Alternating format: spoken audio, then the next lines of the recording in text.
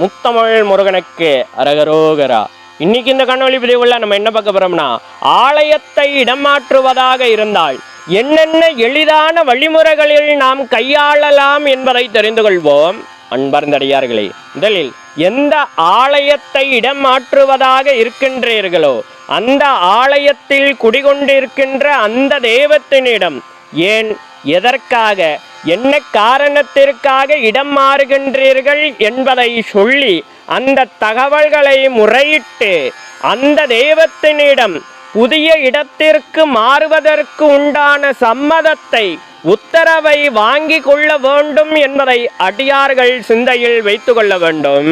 அடுத்ததாக, அவ்வாறு அந்த ஆலயத்தில் குடிகொண்டிருக்கின்ற அந்த தெய்வமானது புதிய இடத்திற்கு மாறுவதற்கு உத்தரவு தந்தால் மட்டும் அந்த ஆலயத்திலிருந்து ஒரு பிடி மண் எடுத்து கொண்டு வந்து புதிய இடத்தில் ஆலயம் எழும்புவதற்கான முயற்சிகளில் ஈடுபடுவதற்கு முன்னால் அந்த பூமி பூஜையின் பொழுது அந்த ஒரு பிடி மண்ணை அந்த பூமி பூஜையில் வைத்து பூஜை செய்து பூமி ஸ்தாபனம் செய்துவிட வேண்டும் என்று சொல்லப்பட்டு வருகின்றது. ஆக அவ்வாறு செய்யும் பொழுது அந்த பழைய ஆலயத்தில் இருக்கின்ற அதே அதிர்வு அலைகளை இந்த புதிய ஆலயத்திற்கும் கொண்டு வர முடியும் என்று சொல்லப்பட்டு வருகின்றது. அடியார்களின் கவனத்திற்கு, அடிக்கடி நமது வசதிக்காக ஆலயத்தை மாற்றிக்கொண்டே இருக்கக்கூடாது என்பதையும் அடியார்கள் சிந்தையில் வைத்து கொள்ள வேண்டும்.